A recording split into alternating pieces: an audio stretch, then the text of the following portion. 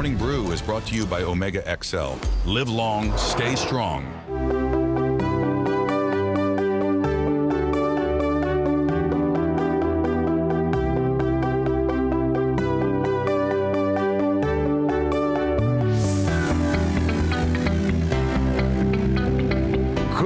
Tuesday morning, Trinidad and Tobago, running into a brand new day. Today, Tuesday, the 5th day of August, 2025. Welcome, one and all. Let's get into the action as, again, I sign on, I plug in, sign up. This morning, I'm here with the team, Jason Williams, in your company. We go until 8 a.m. and there is lots to deal with this morning, lots of major talking points, and I'll get to some of the guests momentarily, but before we give some of the details, let's see what's happening via the front page of today's Guardian. Again, today, Tuesday, the 5th of August, 2025. I saw the story last evening on the news, and it's one that, I guess, more questions than answers. Family, friends, really trying to figure out the whereabouts of this couple. Clearly, there would have been some kind of foul play. Blood was seen at the premises on the ground leading to the shoreline. The dwelling house, a very modest dwelling house there by the shoreline, and this guy, of course, from what I understand, they say he spent some time behind bars, out now trying to rebuild himself, and that's the dwelling house, and clearly there was some violence. Investigators are trying to put the pieces together. Another very unfortunate circumstance, and anyone who has dealt with that kind of violence, of course, that's his living girlfriend there, and you're looking at the couple, so that's Samuel and his girlfriend's Hida. Again, this one leaving the community there in La Romaine, and many asking lots of questions, so we'll stay on top of this story. We brought it to you last evening. Another big story, of course, we're looking at the development coming out of CPAP. The minister says, and that's Minister Padarat, no timeline to restart the CPAP. As a matter of fact, they actually gave a slight timeline. He's saying about 6 months. It is what's required at this point in time to get the audit together. He says the board needs about 6 months to complete the audits. No timeline yet, though, but I guess, you know, this is one of those really, it's a tough one. It's very tough, especially around this time where many are preparing themselves and putting themselves in a gear for back to school. The single moms, it's one of those really heart-wrenching stories. But I hope and I trust that when they get the audits together and hopefully they bring back the CPAP program, they can do it with a new structure. Again, they're saying that they want to make it more sustainable. And that is indeed good, I would say, ethos and perspective. But again, what's going to happen until then is a big question, and many will remain on the breadline, and it's one of those really tough situations going into this August month that will lead into September. And speaking about back to school and August as parents prepare, from what I'm seeing, some of the sales are very slow. I guess we're more like a last-minute country.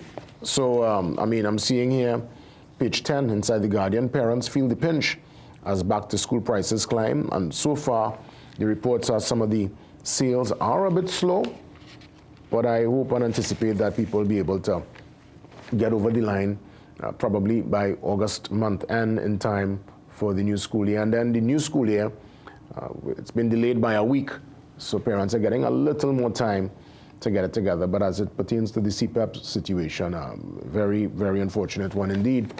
We will stay on top of all developments in that regard. Some other stories making the Guardian this morning.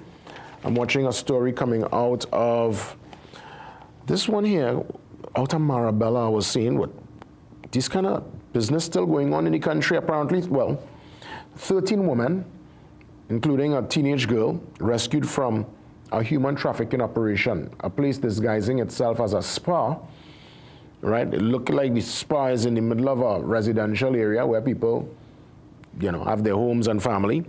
And officers went there, and obviously a big bust yesterday. That story here on page 6. And again, you know, very Can't say, I mean, we can't have our heads in the sand and we can't act like we don't think these things happening, but I thought by now, with the kind of raids and crackdowns we would have seen, people might have come out of that business, but clearly it's still operational, and of course kudos to the authorities for staying on top of that development and making the necessary arrest. We head to the back page this morning because obviously there is lots to discuss, and we'll get to that because Professor Roger Hussein, economist, is coming in to talk about the impact of the CPEP scenario. We just spoke about that, CPEP and URP, and also the U.S. tariffs. So we'll get to that in a few. Let's talk about the West Indies. Now, I mentioned it yesterday. Granted, the back page yesterday had jubilant Jason Holder when we won the game over the weekend. Last ball, needed 4 runs to win. Holder was able to do it. And at that point, we leveled the series 1-1. Well, the series clincher. Pakistan took the last game, and they were able to win the series. Another series win for a team that's playing against the West Indies. I can't recall, well, this last series with Pakistan, we lost 2-1, and then we lose every game against Australia here on home soil. So it's a really tough July, August for the West Indies team, and I trust and hope they're able to learn from this, feel the pain of this, and make up the mind to not feel so again anytime soon. Because if they're feeling the pain, and I hope they are, I can tell you the fans are, and many are despondent. And that's why sometimes you look at the ovals, you look at the facilities, world-class facilities across the region, Sabina in Jamaica, Kensington in Barbados, you look at Providence there, the nice facility in St. Kitts, and you wonder where the crowd, where the West Indian fans.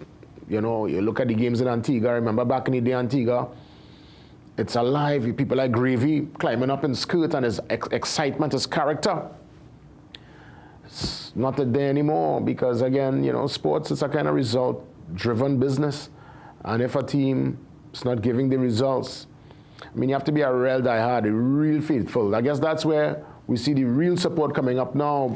But people are so busy, they have so many things happening in their lives in this modern time, so many distractions, that you have to really come good and bring your A game every single time. So it's unfortunate we didn't win the series, but here's hoping going forward we could build on what has clearly been a dismal July into August so far. Watching some track and field action that took place at the Hazley Crawford over the weekend. Congratulations here to Kelsey Daniel jumping to a win. This event, of course, took place over the weekend. He was able to win gold with a 7.36 meter jump. They call this here the golden jump. And they got Kelsey in full flight. You don't get a better picture than this. Kelsey, bro, get a couple of the papers today, a couple copies of The Guardian, and I want you to frame this. Yeah, this is to take by one of those art stores and put in a frame, bro. This is a fantastic shot. You know, full flight. You understand? And it's a golden jump too. Congrats to you. Let's head to the brief on this Tuesday morning. That's right. Let's see what's happening via page 3. And it's Capoeira. Hope I got the pronunciation correct. That's a nice tradition out of Brazil where they do a kind of mixed, it's a kind of martial art dance, kind of rhythm. You know, it keeps you agile, keeps you going, keeps you fit. And there's no kind of contact really, no kick to face and no kick to chest, but it's just you kind of simulate the action, and it's a rhythm and a flow.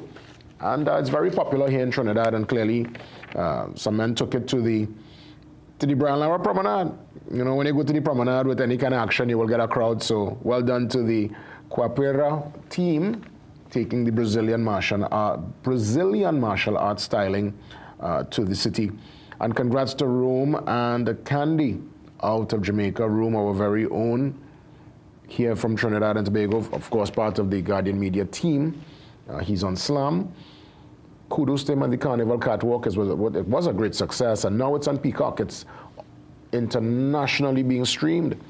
So folks in the US could take in the Carnival Catwalk. So well done, kudos, and a good look in terms of not only the tourism product, because there were so many different shots capturing the beauty and the sights and sounds of Trinidad and Tobago, but also showing the amazing creation and design, not only of our local designers, but we had some international people on the program, because I went to the launch at Napa earlier this year. It was well attended, and this show was quite popular, did quite well, and now it's being streamed. The global debut on Peacock out there in the US. So again, kudos to Room and the team. Well done. So with that being said, as mentioned, economist, Professor Roger Hussein joins me because there is lots to discuss. Again, the CPEP scenario. We heard from the minister, they're going to take about 6 months to sort out, at least when the board is structured, to sort out the audit, and I guess probably then we will know what's next. But that 15% tariff, that's a very important development. So let's find out the impact of this particular decision made in Washington and how it will treat with us here in Trinidad and Tobago. Professor Roger Hussein, he's up next.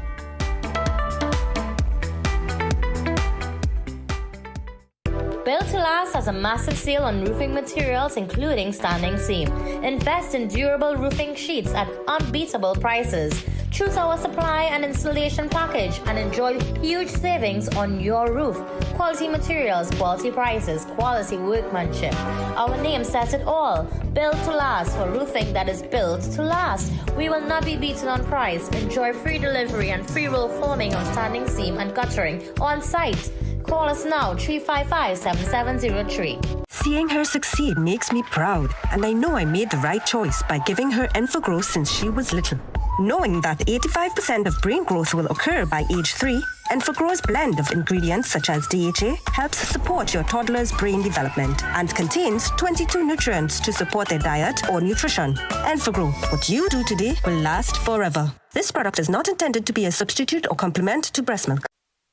Loving the flavors you get with Tetley, loving the flavors you get with Tetley. Wouldn't you just love a cup of Tetley tea right now? Dark, strong British blend to give you a good morning boost. Or Tetley decaf, all of the antioxidants, none of the caffeine. Losing weight or staying healthy your thing? Try Tetley green tea. Get the vitamins to boost your health with Tetley super teas. Or calm down with Tetley chamomile. Wouldn't you just love a cup of Tetley tea right now? Tetley, a tea for everyone. Loving the flavors you get with Tetley, a tea for everyone. Tetley tea. Distributed by AMCO, a subsidiary of Ansa McCall. Food Basket.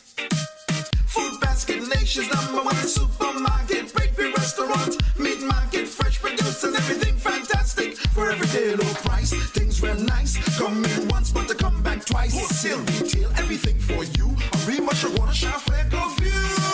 Food Basket, the nation's #1 supermarket, bakery, restaurant, meat market, fresh producers, everything fantastic. Food Basket, hypermarket, Arima, where shopping is a pleasure and the price is right.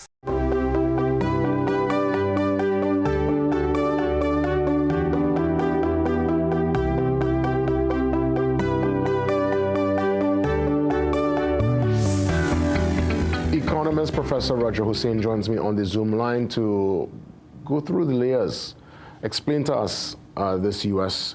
tariff, this development that will take effect, and the impact on manufacturers, on the economy. Will it trickle down to the everyday man? Let's touch base with Professor. Good morning, and as always, thanks for the time. Hi, good morning, and thank you for the invitation. Of course, always a pleasure. Now, we must look at the obvious. It will impact some of our dealings with the U.S. market. I would imagine methanol, the ammonia, our manufactured goods. All this will now be facing this particular tariff. And again, that's as it pertains to our development and business with the North. Does this give us an opportunity to probably look for different markets, probably start to engage some of our partners down south, South America and other parts of the world to take up the slack? Of course, 45.2% of our merchandise exports goes to the USA. Now, that's a lot if it is there are no prohibitions to trade, but it also creates the opportunity for you to move sideways in a significant way. I mean, if 45% goes to the USA, you have 55% that is going elsewhere. And we have vibrant, thriving markets in various parts of other parts of the world. For example, right here within the Caribbean, we have these small Dutch Caribbean islands, when I look at the data, their per capita GDP, it's close to 35,000 US and almost 40,000 in St. Martin.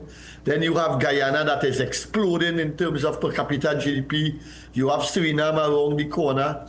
And so there are opportunities in Latin America as well, where we could redirect some of our exports. We now have a Spanish integrated within the language system of Trinidad and Tobago in a deeper way than 10 years ago with all these Venezuelans here. We therefore have to dance with the tune that is being played and understand the times we are in and pursue more nimble, agile opportunities in markets that don't carry tariffs, because almost 45% of our exports go to the USA, and in the context of the 15% tariff that will be hit us there, that's not a good thing. So exporters would now have to be more nimble, and policymakers would have to facilitate where they could other forms of intervention that could increase the probability of firms exporting to other countries, increase domestic competitiveness, improve domestic labor productivity, and of course, there are opportunities within the tourism sector itself. When I came on, I heard you talking about tourism. Within the tourism sector itself, we do very poorly in tourism, and if we can expand our tourist arrivals, then the more tourists that come to Trinidad and Tobago means the bigger the export market that the tourism industry represents for us, and they will be right within our shores when they come, so we can sell some of our manufactured goods and some of our agricultural produce there, and even some of our services. So within this challenge lies a range of opportunities that we didn't explore and exploit significantly in the past that we could now, perhaps in a forced way, need to go after. And that's why I wanted to start on that tone, just to again re-emphasize it's not doom and gloom. I guess it's a chance for us to be agile and to pivot in a different direction. But let me ask, is this tariff across the board for the region, or is this more or less on Trinidad and Tobago, this particular tariff? No, the tariff is many countries in the world have been hit with this tariff. For sure, Trinidad and Tobago is in the zone of 15%, but other countries, and in this 15% zone, what other CARICOM countries do we have? We have Guyana, we have, I think Jamaica also falls in that group, but there are some countries, for example, like Bangladesh, that had a 20% increase in, that the tariff increased to 20%, Sri Lanka as well, Taiwan as well, from what I remember. I know Nicaragua was posted at 18% and Canada at 35%. So quite a few countries were hit with the 15%, but there are also some countries that were hit with tariff levels above 15%. It is what it is. Trump has his set determined ways, and the global economy, and I will emphasize here the Caribbean sphere, we now need to be more nimble. The Caribbean is not what it was in 1970. The population has grown some more, the per capita GDP has grown significantly, and we now therefore have to embrace the opportunities within and the opportunities outside that comes from the economies of scale activity associated to exporting within.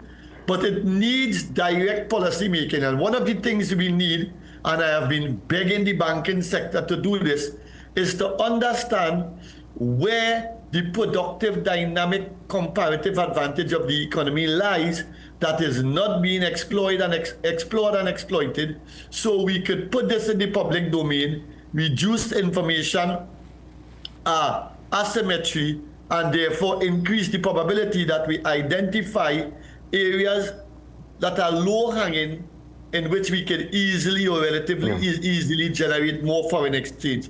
During the good times, when we lent to low-risk import for distribution sectors, the banks made a lot of money.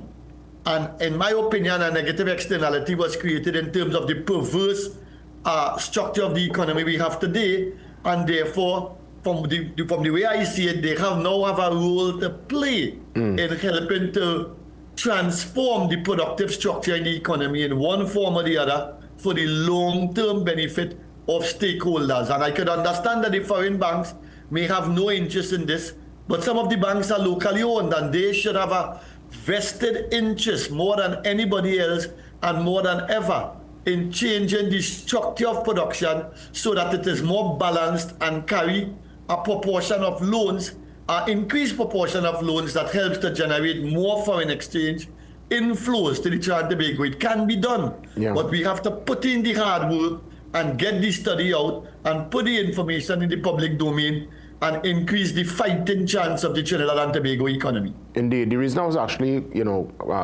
asking earlier about other countries, I was wondering, and again, this is just having this open conversation, do you think any of the geopolitics or our positioning on the geopolitical stage would have impacted us at all with this particular tariff?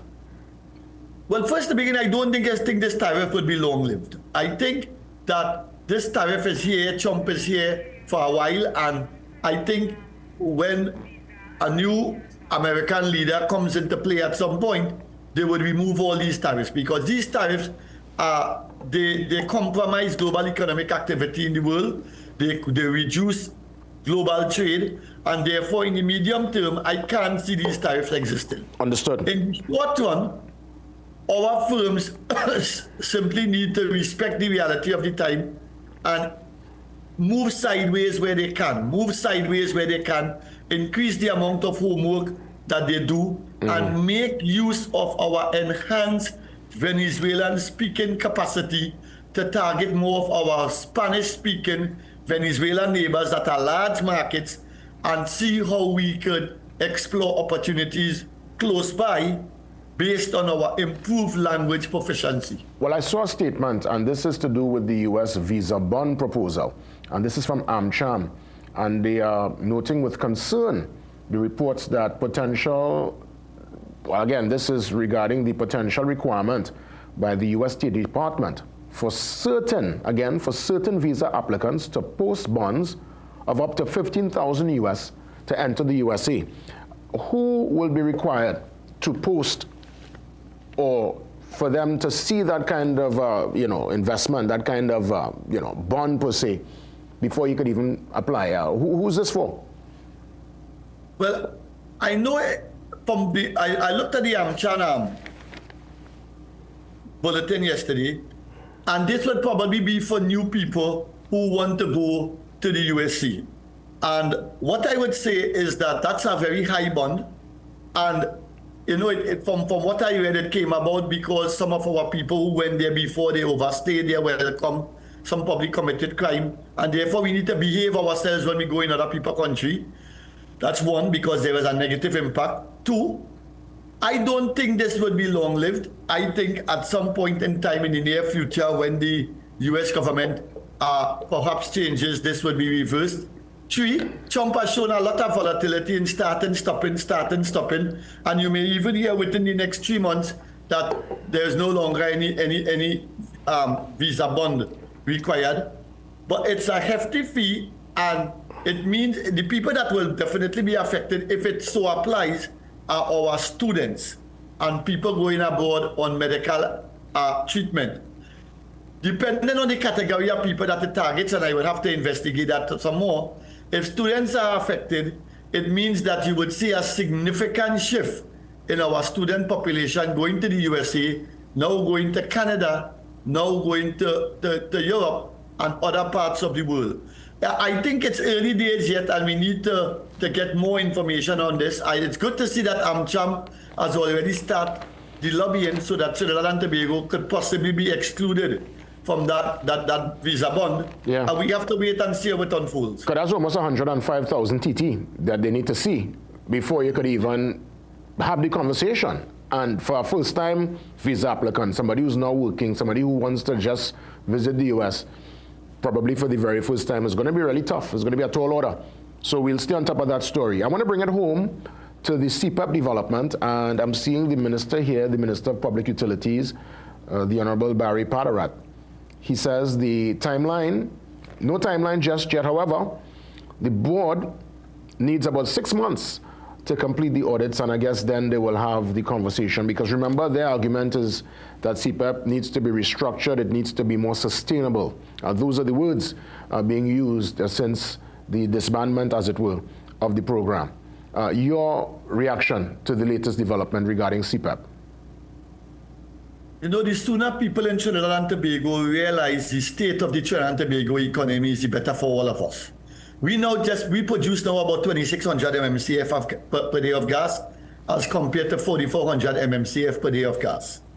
We have begged previous governments to be realistic and be practical. Instead, what they did is they borrowed a set of money externally, sent up the external debt, reduced the size of the reserves to minus external debt value, and the economy is now in a terrible position.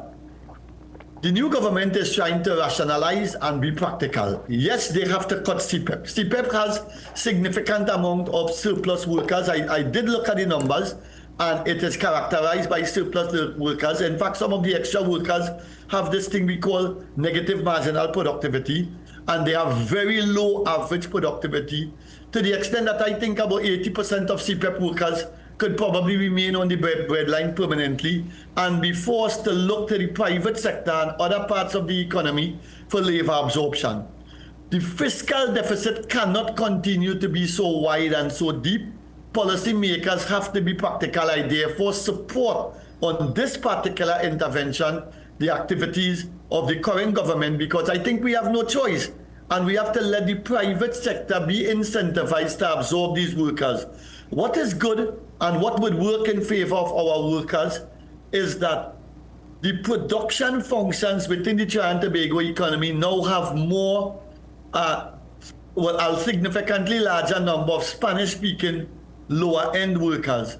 And our CPEP/URP workers are therefore now a valuable asset, a valuable factor input into our various sectors, agriculture, manufacturing, and so on, so that I can imagine that the private sector would absorb some of these workers once they present themselves for employment and keep searching.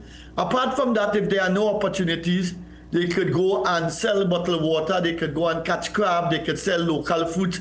There are many, many opportunities. But the economy is in a trying time. Pretty soon we will reach a debt of about 200 billion.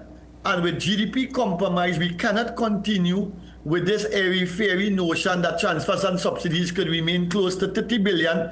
It would crash the economy even more. And therefore, at some point in time, we need to try and fix it. And when we are fixing it, as we are now, all hands need to pull in the same direction. So we all would feel some pain in some various ways. What the government has to do is to make sure that via means test, the poorest and most vulnerable are somehow selected and protected as they make their adjustments. So we make these adjustments with a human face. But Professor, that might be a vast majority, because we have to recall these are folks who are on the lower economic spectrum, and many would have been living paycheck to paycheck. So I wonder with the current, well, I guess the timing, especially for those who have children to send to school in September. I know you're making the suggestion that people should tap into their sole trader spirit and go out there and get on the grind, and I guess you'll have to make the ends meet. But you anticipate that this particular structure needs to be overhauled, and there is no chance of them bringing this back in the next 6 months. Well, I can only speak as an economist, and I looked at the numbers, and the CPEP sector needs reforming. It's in a bad situation. So it's bad spending, basically. It's been bad spending over many years. Bad spending over many years, and from the things you are reading, political football and all kind of nonsense. And listen, as I have said before, the fiscal deficit to me is too wide, it's too deep, it's too persistent. Economic growth is crawling, natural gas production is on the decline and very dormant. The crude oil production sector is struggling. And we need to be practical. If your father loses his job in the household, you cannot eat chicken breast, eat some chicken foot and neck and back and 2 fried egg, and let's make life work. And it's the same principle that is applying here. The government will have to protect the poorest and most vulnerable. I see that an urgent need of the state. And at the same time, the affected workers will have to be more entrepreneurial and do some car washing and other kind of things that we do when we try to raise income for one purpose or another. And let us work together in the context of the situation.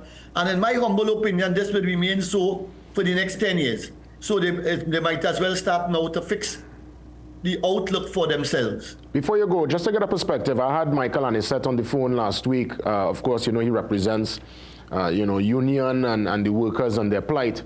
And he never called anyone's name. So he didn't call your name per se, but he spoke in general as it pertains to economists, people like yourself. And he suggested that you all are not in tune with the reality of the workers' plight and what they need and what's required. And he believes the money is there.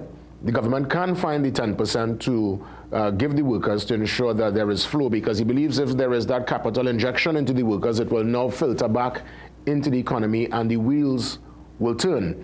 Your perspective, because I know you would have shared you looked at the numbers, and I mean, as they say, the numbers don't lie. Could we afford that 10%?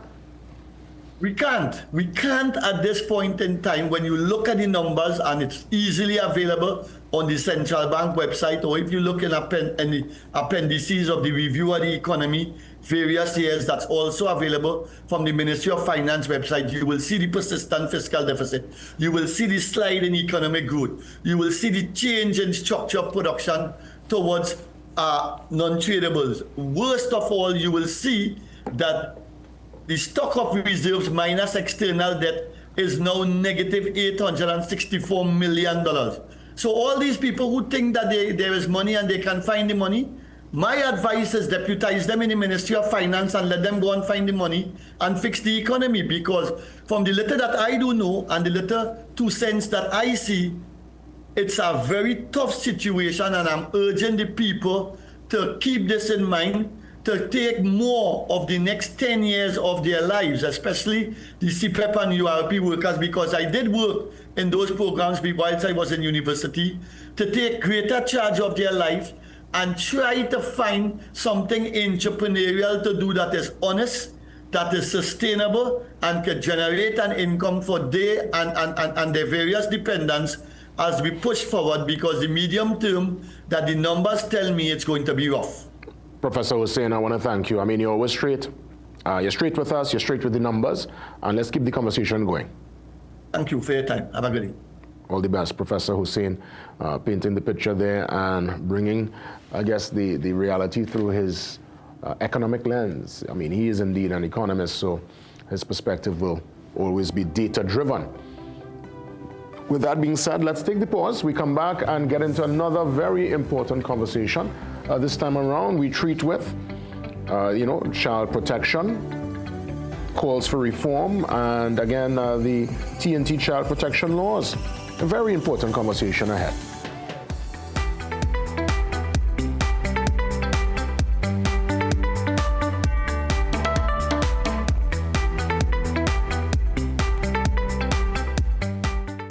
The detergent smells nice while washing, but when you use the new Downy Intense fabric softener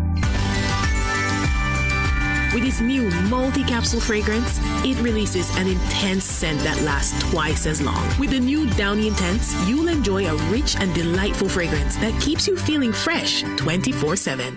Feeling drained? Struggling to keep up? It's time to take control of your wellness. On this episode of Wellness Unlocked, we're diving into the key nutrients your body needs for all-day energy and balance, with 100% or more of your daily essential vitamins, plus added chromium to support healthy blood sugar. This is complete wellness in a single soft gel. Join us as we uncover how small changes can make a big impact on your health. Don't miss Wellness Unlocked. Watch now on CNC3 and take the first step toward better health. Things don't always go as expected. Be ready with Trinry for auto, home, business and group life. Call us at 800-TRIN or visit trinry.com today. Huge insurance premium. Pay your premiums bit by bit with FlexiPay from Trinry. For more manageable auto, home and commercial insurance payments, call us at 800-TRIN or visit trinry.com today. Trinry. Premier insurance coverage for less. Get the best in affordable eyewear. Frames with blue filter lenses and eye exam, $399. Single vision lenses with transitions on designer frames, $799. Progressive transitions with designer frames, $1,399. Happening only at Seaview Optical. Affordable eye care for everyone.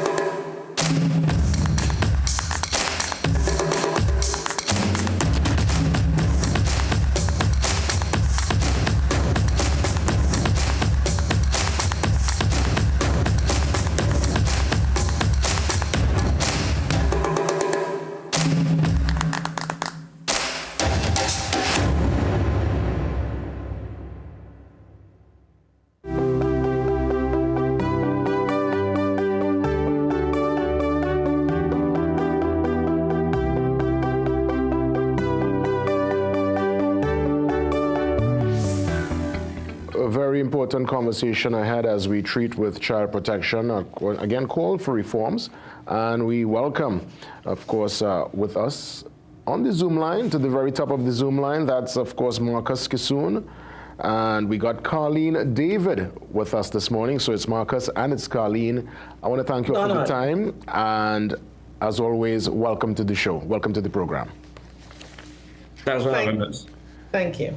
Carleen, probably I could start with you. Again, you're a member of the Childhood Justice Collective.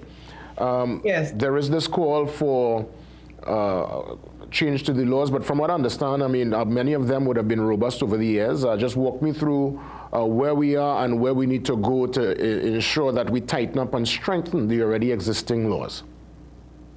Okay, so good morning again. Good morning, Mr. Kissoon. Good morning, Trinidad and Tobago. So the Childhood Justice Collective was started like 2 weeks ago, and we came together as advocates to commit to child rights. We are looking at issues like healthcare, safe and reliable transportation, bullying at schools, lack of running water, limited transportation. So these are things we believe that we need to strengthen in order to make TNT, well, our future jams, better. Understood. Of course, Marcus, let me ask you, as it pertains to vetting and screening, again, we see lots of times the folks who are perpetrating these acts on the children are adults. You know, it's not even to say children on children action. It's lots of big people sometimes who will gain the trust of the children to get into the particular system. How are we in that regard as it pertains to vetting in terms of just ensuring that we have the right folks around the future of the nation? Yeah, I think given the most recent allegations in the press, what this committee, what this collective was kind of interested by is the fact that it was allegations in a new sector, new system that we once almost took for just didn't consider, which is the private practice sector. Now, for a long time, we've been discussing issues around children's safety in the home, because still majority of the perpetrators still exist within the safe space of the home and the family. Brady Silence have data on that. Then the Judith Jones report brought documentation around child abuse in state care, and now we're being exposed to the possibilities of children being unsafe and exploited in private practice. So that has raised a long concern for clinicians and those invested in the practice of counseling and psychology and therapy, that we don't have a licensed body to lend oversight and to give guidelines to prevent misconduct with these practitioners.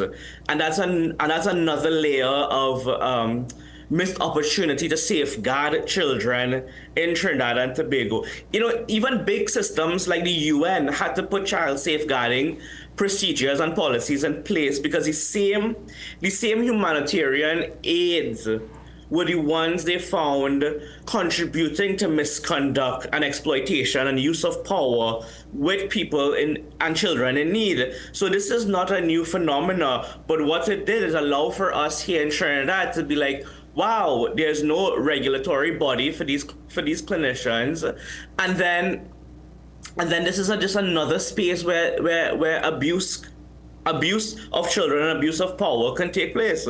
Indeed. And Carleen, I want to bring you in terms of advice to parents. What should parents be looking for? What kind of conversation should parents have to ensure that there is that open door policy, a level of transparency between parent and child, so that if the child feels uncomfortable, I would imagine they could know that it's a safe space to talk to mom or dad or granny or grandpa? Yes, open communication is the key. I think parents really need to have that, give those children that voice that they could speak, they could be comfortable speaking with them, and and parents supposed to be willing to listen. I think we have an issue with that, with parents actually listening to the children and taking action. Because sometimes we hear things or we believe that we're going to address things, but sometimes we just sweep it under the carpet, therefore the child will suffer. So communication is key, open communication, and parents have to listen and take action.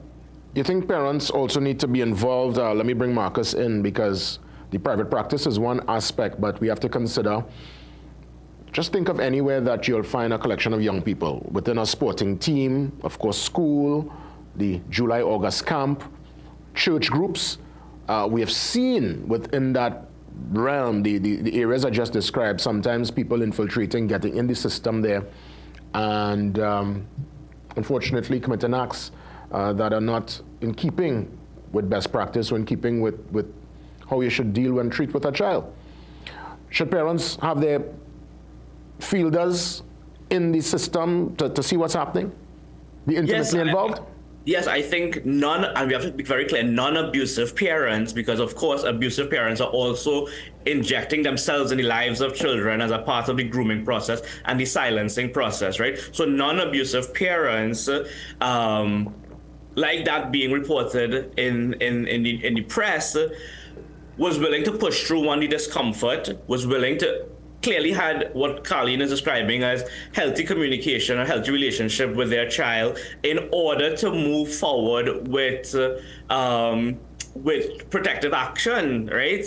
So yes, I do think non-abusive parents and guardians should constantly be aware and invested in their children, and just willing to listen and believe children, and then take the next steps of seeking protection.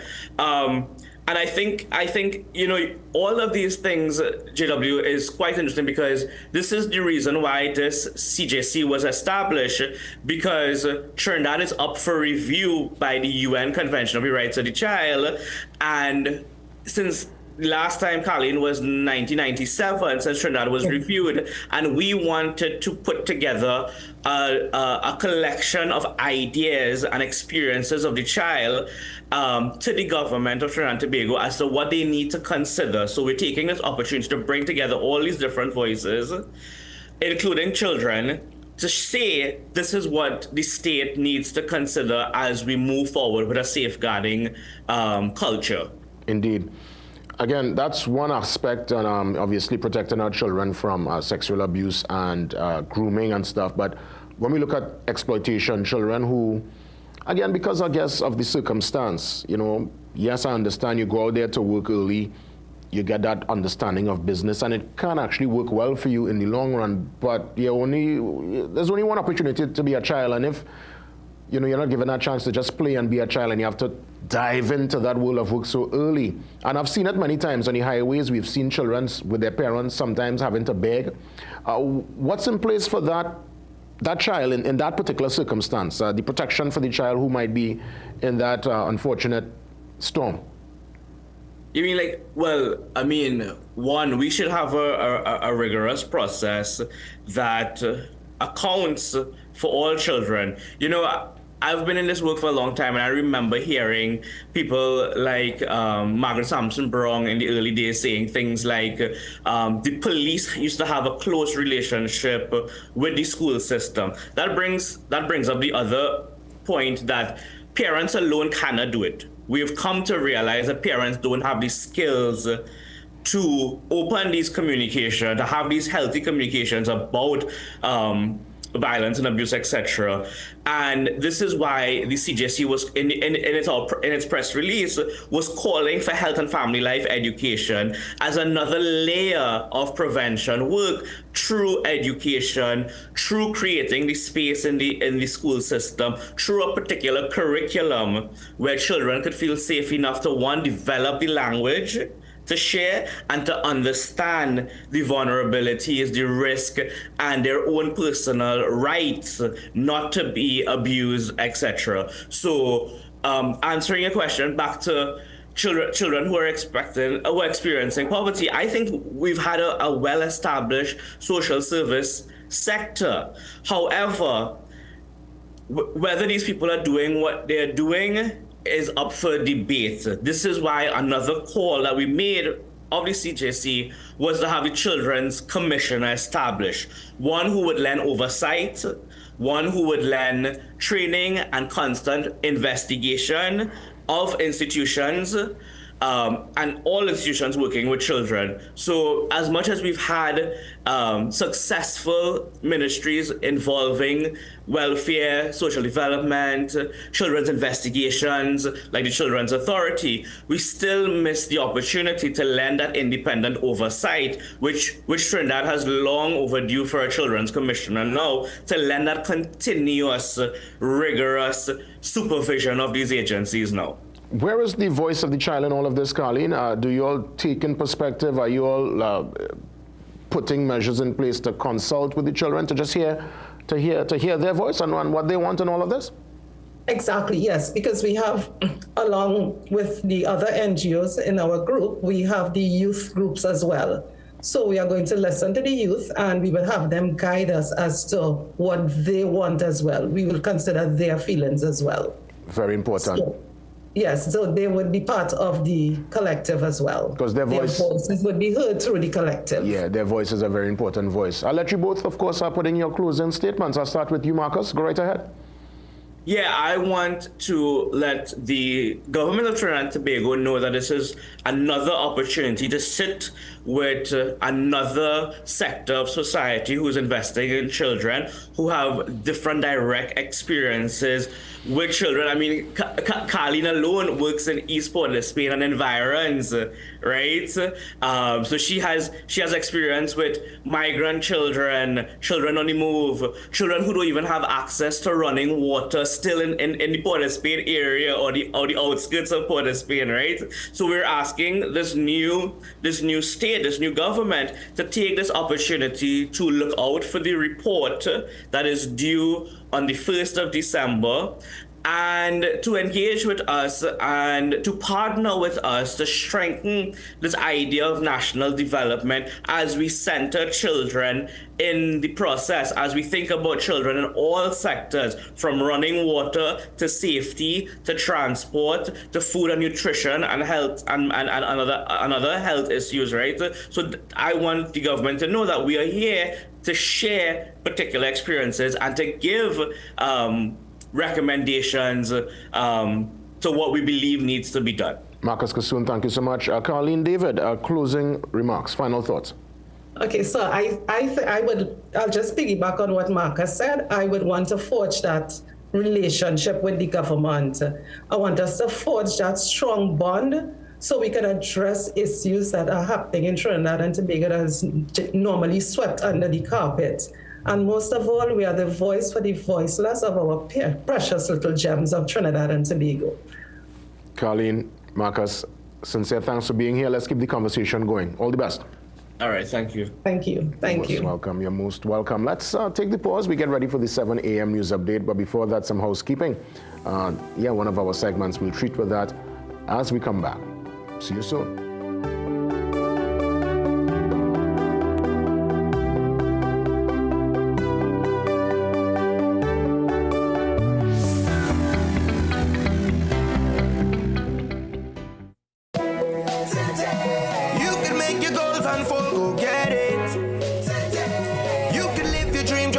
let's do this. You can get the help you need to succeed with Rand Credit Union. You can believe that you can achieve. Big goals, small ones too. Rand Credit Union, we've got you. No more waiting, that won't do. Make someday today. One life, so make it good. Live the way you know you should. With Rand Credit Union, yes you could. Make someday today. Live your best life today with Rand Credit Union. San Fernando, get ready. The Rudy One Man Show is coming to the Southland. Sunday, the 17th of August at Sapa. Tickets available at all K-Squared locations. At Police by the Park, Southern Food Basket, Coffee Street, and San Fernando. Sapa box office from the 14th of August and Island Eat tickets online. For more information and box office inquiries, call 682-0467 or 683-4843. This show is strictly 18 years and over. The Rudy One Man Show is heading to the Southland. Discover a breakthrough in healthcare at Liberty Medical Center, where expert care is affordable. See top specialists in endocrinology, diabetes care, dermatology, psychiatry, psychology, urology, obstetrics, and gynecology. We offer ultrasounds, x-rays, and ECGs. With full diagnostic services, an in-house pharmacy, and compassionate care, you'll leave feeling better than you came in. Visit us at 154 Point de Pere Road, San Fernando, or call 610-4562. Liberty Medical Center. Your health, our mission.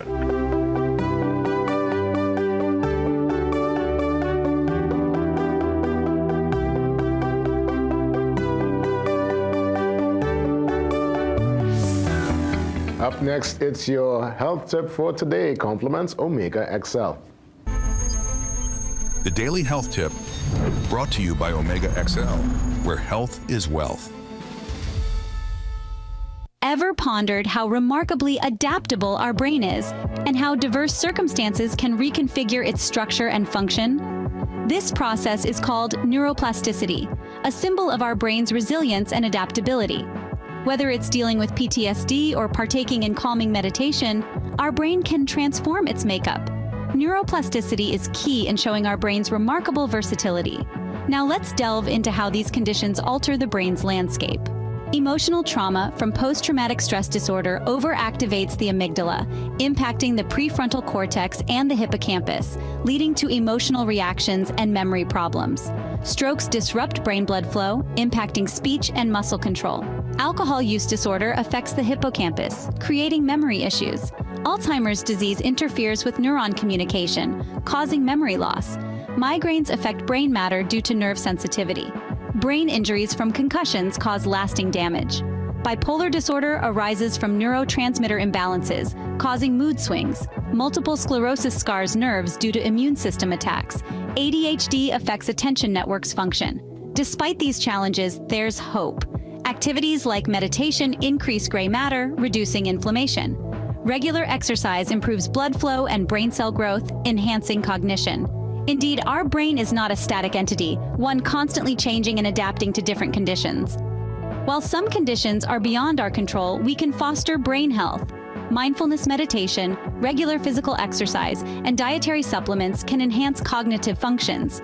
They improve focus, memory, and mental stamina, providing essential nutrients for your brain. Striking a balance is key. One should not overshadow the other. Your choices significantly impact your brain health. Every choice you make can contribute to a healthier brain. The Daily Health Tip, brought to you by Omega XL, where health is wealth. That's right. We get ready for the 7 a.m. news update. After the news update, open forum. When we come back, a chance for you to check in. See you soon.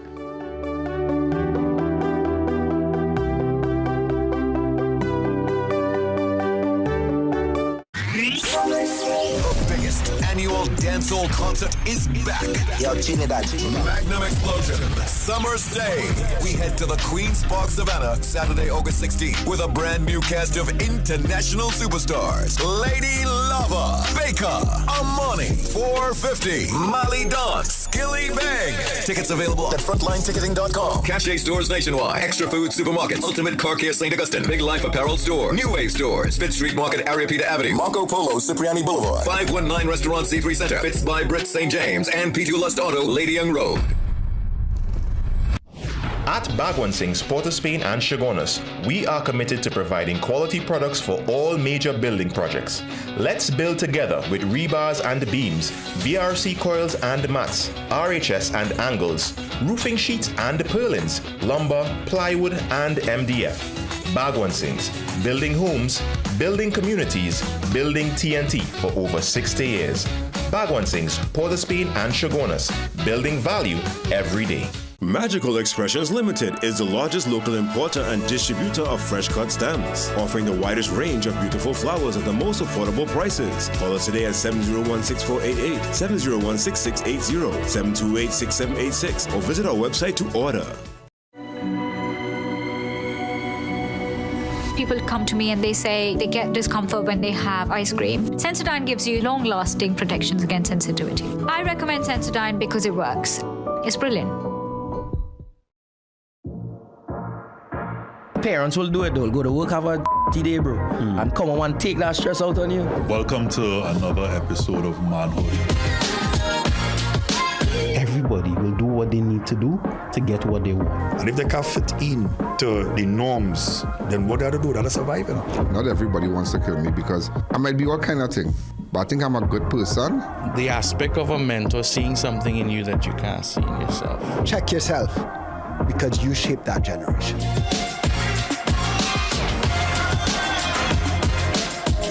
Are we losing in many ways the values? Since I have this Parkinson's diagnosis, there's a group, a very small group, type group, who will always look after me.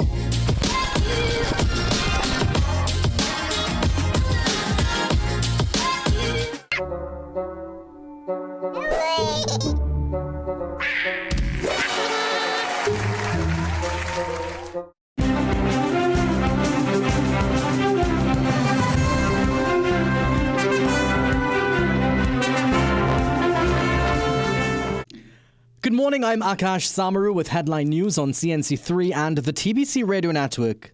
Relatives of 23-year-old Isaiah John, who was killed in a daylight bar shooting in Penal on Sunday, do not believe he was the target.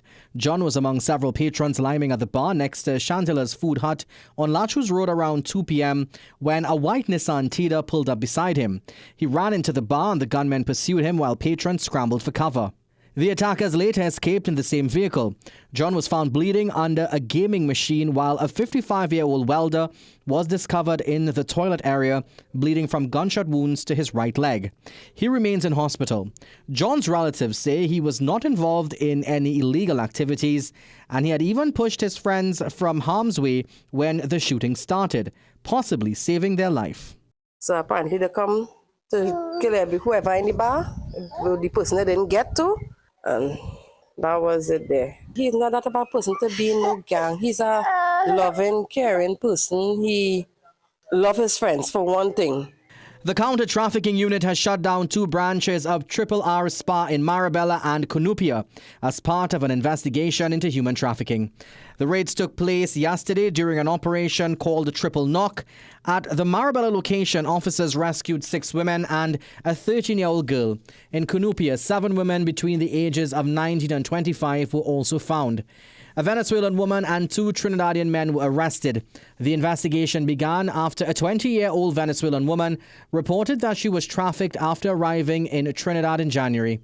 She said she was promised a job at a beauty salon, but was instead forced into sex work, drugged, and held under a fake debt.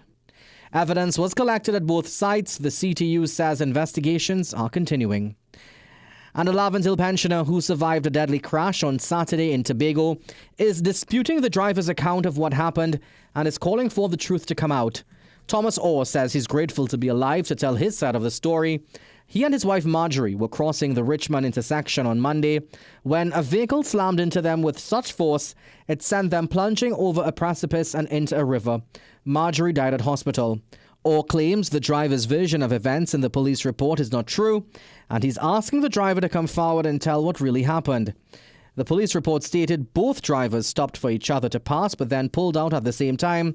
However, Thomas Orr maintains the real story is yet to be told. I saw just a flash of gold coming down the road. I didn't have time to stop. I didn't have time to do anything. But by that time, I have already crossed into the other person's lane, and he came hit my car. The car spun around and take out the guardrail, and we plunged headlong into the river. Well, those were your 7 a.m. news headlines. We'll have another news update at 8 a.m. on the TBC Radio Network.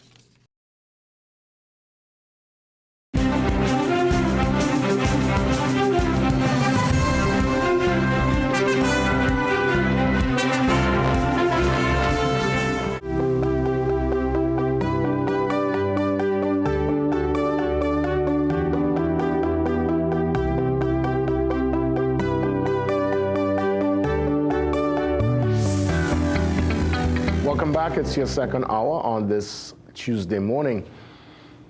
3 minutes make it close to 4 after 7 o'clock. Open forum time 624-8721 and 627-8658. Faizabad is on the line. Faizo, good morning. Jason, good morning, my brother. I want to touch on two issues this morning. Go right ahead. Firstly, the removal of the Columbus statue from Port of Spain. Yes? Yeah. And so I wonder if a lot of thought was given to that. Jason, are we going to rename Port of Spain? Because Port of Spain represents some sort of Spanish connection. Is that correct? Yeah. And so I wonder if we have to change all the names of the streets and stuff, like Abercrombie, Henry, so we need to be careful what. And if I were to go with what Mr. Marvin said, we have to change Agra Street and all those streets. Yes? Well, I mean... Or DB, you understand? No, I'm just saying. So that's why we have to be careful. I am thinking the better thing to do was to have placed a nice billboard on the side of the statue relating the history of the things. So the youths, when they come into Port of Spain, they will be able to read and learn, understand, and identify with the Emancipation Support Committee. Because even up to this day, there are a lot of kids who doesn't even know who is Christopher Columbus. And they might be traveling somewhere and somebody started to tell them about the history, which they themselves don't even know. Well, Faizo, let me tell you, I don't know, Faizo, I don't know when last you came into the city, but honestly, that particular square where Columbus was located in the first place, people don't really frequent that spot. I am agreeing with that, right? Jason, but it is still an integral part of the history. We cannot rewrite history just like that. No, you can rewrite it, but they're going to put it in the museum. I guess people could go find him in the museum. No, and I am agreeing with that, but we just can't do that in isolation. There are a lot of things has to be done with it. Yes? Well, I guess it's the first, they said, from what they said, is the first of an ongoing plan to do lots of changes within the city. Well, my brother, I don't know, and if I were to judge the Emancipation Support Committee, I think there is a lot to be desired of. Anyway, but that's another story. The other story I want to touch on is Anthony Vieira, the independent senator. He made a bold statement yesterday on the newspaper. I just looked at the headline and I just listened to Mr. Martin Daly saying about the undermining of the independent institution. Now I'm saying independence will allow you to speak. Is that correct? Yeah. And so he would have made this statement yesterday. People would have reacted, and they say they are now attacking the independent bench. I mean, something has to be fundamentally wrong. I don't think that the independent senators ought to be appointed by the president. I think it has to be some sort of a referendum. People put the name up and we vote for them, Jason. Yeah, interesting. And I think that will take care of a lot of the issues with the independent bench because they're politically tainted, Jason. Well, who is truly independent? I mean, obviously, it's either or. No, I'm saying, and I'm agreeing with you again. That's the thing about me and you. We could agree to disagree. Yeah, I understand. But we have to make the effort to fix it. We just can't say who independent or not independent. Faizo, I want to thank you as always, man. Always a pleasure. Our caller there from Faizabad, always weighing in and bringing some sharp commentary. Who's out there? Good morning. Good morning. Hi, good morning, JW. Yes, welcome. Morning, bro. Morning to you and the team as usual. just viewed the interview between yourself and Professor Hussein. What you thought about that? He mentioned inside there to go and sell water and to go catch crab, He said so what? He said, for those who are on the bread line, there are options where you could go sell, go hustle water, you could go catch crab. I think he was just using an example to probably show there are other ways and means to get over the line if you kind of put that entrepreneurial spirit to use.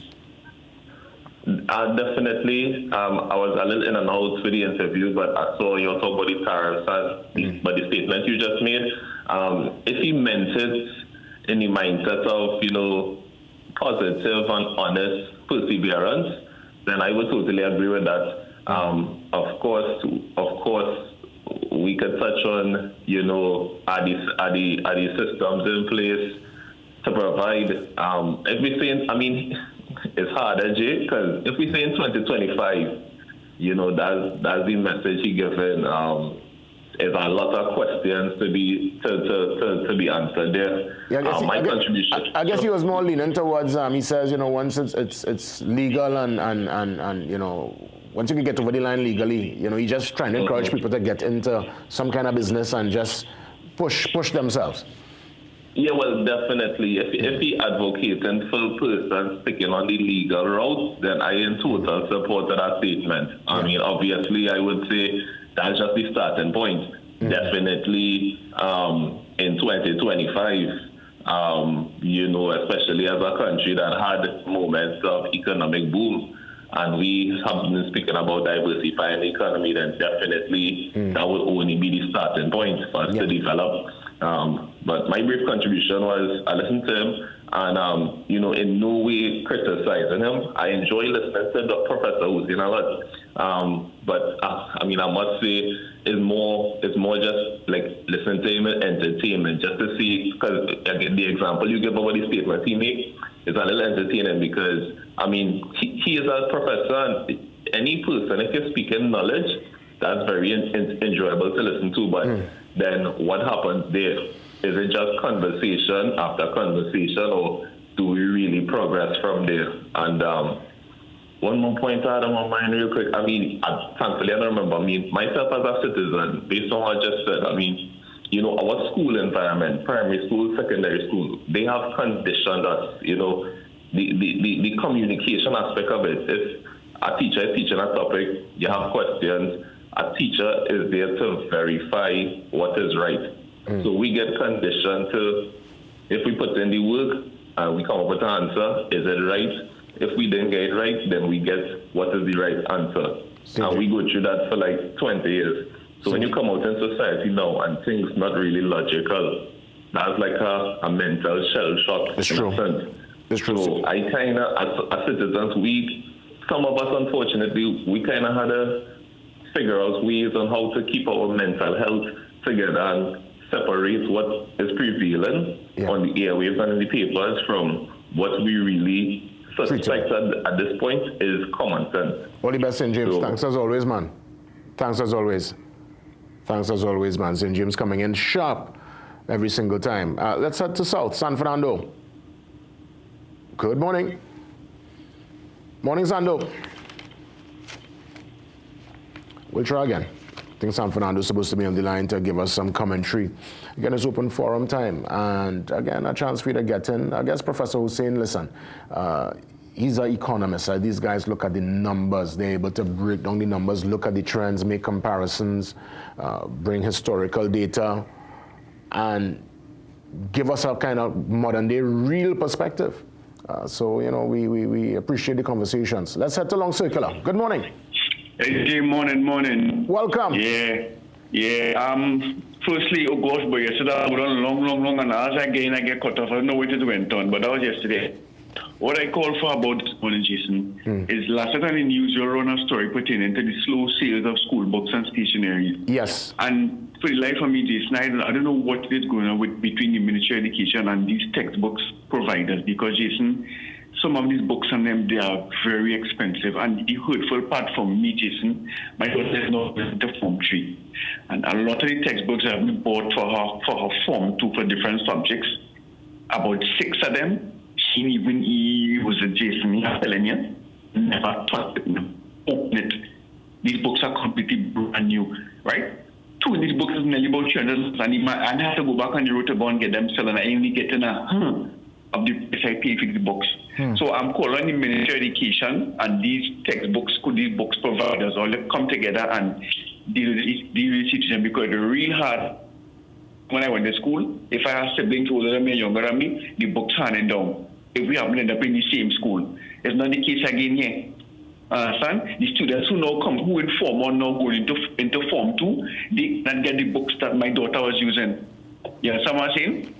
Yeah, boy, I won't lie. You're spot on there, because I remember the days you used to get books from your cousins and it will hand down. Yeah, hand down. Yeah, and that real hard. If you have 4 or 5 children and they happen to be going to the same school and they hand down books, that would be a savior for you as a parent. But when you have to be every term, you have to be buying different books.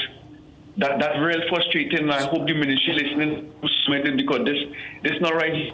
Let me ask you that. Based on you said about a book might be about 300. Based on the entire book list, what's your overall estimate? It will dent the wallet for this new school team? My daughter, Macaulay School.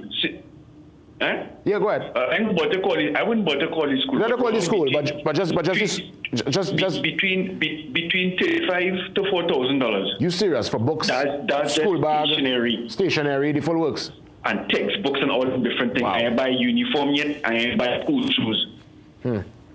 I don't understand. And frightening part, before I go quick, the sad thing about all this, Jason, a lot of these children, when they finish time in school, did not read, and that is something bothers me as a parent. A lot of these children go to this curriculum in these schools and they're not reading. Yeah, I don't know if this texting thing where we text in these short little words and them it causing that. But that's just my little take. So Ministry of Education, please, do something with these textbooks, because it's very frustrating. Thanks for sharing that. That's long circular there on the line. Let's head to Diego Martin. Wow. Diego Martin inside. Good morning. Good morning, Diego. Right. Let me just respond for this textbook. And we have to understand who shut down the textbook rental program, where children would have gone in, got free books, and returning. One government stopped that. And let me tell you, 10 years ago, no, not 10 years ago, 8 years ago, when I did the calculation, Cape 1, Cape 2, it costs one child about $6,000 in books. But my real substantial question this morning is I'm clapping back at the independent Senator Vera. He has brought in toxic political environment, and condolences to the family of dear Optimal. And I want to ask the independent Senator Vera, what is a toxic political environment? I'm going straight to him, and I'm going to pin this on him. He brought in the judges, the appeal court judges, into the political guile when one of the former presidents was being impeached. You remember that fiasco? 2 presidents did not discipline him for that. Neither did the Chief Justice intervene to find out who were those judges. Was that true reality, or that was a fictitious? Here he comes again. I'm throwing things into things to cause division. Why is he doing that? Whose political flag is he carrying? Because I want to give him 3 evidential evidence what my interpretation of a toxic political environment. Remember when we locked up Basil Pandey and his wife? Half of the police service went down to put them in handcuffs and parade them all over the place. When we had a former Attorney General went to Miami and lied. I mean, they said those are things that tells me some organizers said them flaming the political thing. And there's a old adage, you remember, about a health and politics. Politics is not for the faint-hearted.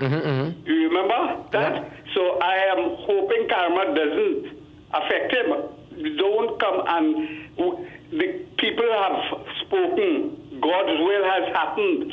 We had to change the direction this country was going to. And he has to fall in line also. The Police Service Commission and the President and them have to form this time. There is a particular path the Lord wants us to go to. We have to change the moral of this current thing. We had a political party 55 years, and look where we are at the doorstep of Venezuela and probably at the back door of Haiti. I go and have a nice morning. All the best, they go. All the best. And again, you know, I guess people weighing in, looking at the entire picture. And that's what the open forum is about, for people to get it off their chest. And I would have given my commentary yesterday. I thought that obviously, and Mr. Vieira, I think a very brilliant man. He would have served and continues to serve, as far as I'm concerned, with distinction there in the Senate as an independent senator. However, the statement, again, we don't know. I mean, he probably would have had conversations with Mr. Timao, but to just speak that in the public, I found it was, it would have created this kind of back and forth, and it would have put a lot of attention, unwanted attention in a way, on him, and taken away in some regards from the actual passing of someone who would have been a colleague and a national treasure. Because again, you got a response from the Minister of Public Utilities, and it's a kind of back and forth from ever since, and people just kind of having this circular argument and not recognizing that, hey, you know, the focus should be on remembering at least the contribution of someone who, I guess we could all agree was a patriot, who would have championed culture and certain motions there in the Senate. Do we take one more? I think we can, before we... Okay, so that's it there. That's it there for the open forum. Our digipreneur, he is standing by to touch base. Karen Rose in the building. Careers to stay away from today. You could imagine that. We're going to get some details as to, you know what? I am going there right now in this modern time. Karen will tell us the latest. Karen Rose, up next.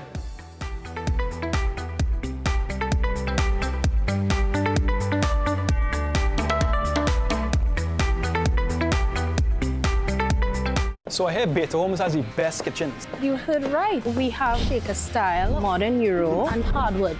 I like this one. Can I test it right here, right now? Sure, but how are you gonna do that? All right, you all, come inside. Are you ready? Time to live! Ooh, a spice rack. Soft closed door hinges. Oh, this countertop's nice, well. It's hot, you know. So, what do you think? Well, this 100%. Is it. I'll take it. Build the kitchen you love for less at Beta Homes, Caroni or French Street. Welcome to Holiday Inn Express and Suites. Do enjoy, Stacey. You want some coffee? Can I have a bit? Perfect then. That's exactly what we need. Hi, the pool is this way. Whatever you're here for, we're here for you. Stay smart at the Holiday Inn Express and Suites.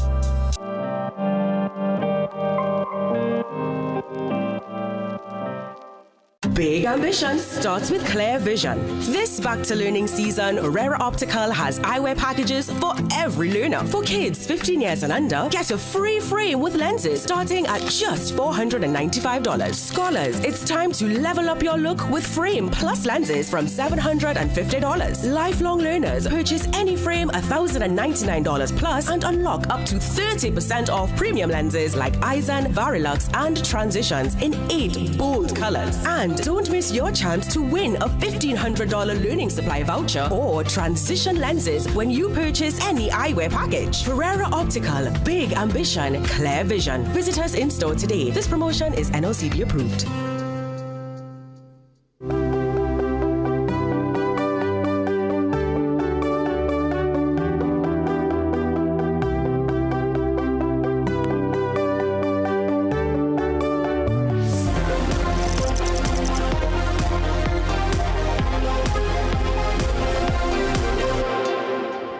Karen Rose, our digipreneur, joins us from Thailand, and as always, we thank him for checking in. It's early morning here, it's more or less evening time, sun about to set on his side of the world, but the conversations continue, and this time around, a very important talking point. We are treating with careers, jobs that might not exist in the years ahead. Careers to stay away from today. You could imagine that, Karen. Where do we even start? I mean, and why are we even in this place at this point in time? Good morning to you. Oh boy, good morning. And this is a conversation that is heating up because the truth is, Jason, nobody could have predicted how fast and how good the thousands of AI tools and applications and robotics and automations, nobody could have predicted just how far and how fast and how good these things have gotten, to the point now where we have thousands of students across the Caribbean who are spending years and tens of thousands of dollars, as we know, and they're preparing right now for careers that are going to be gone within the next couple of years.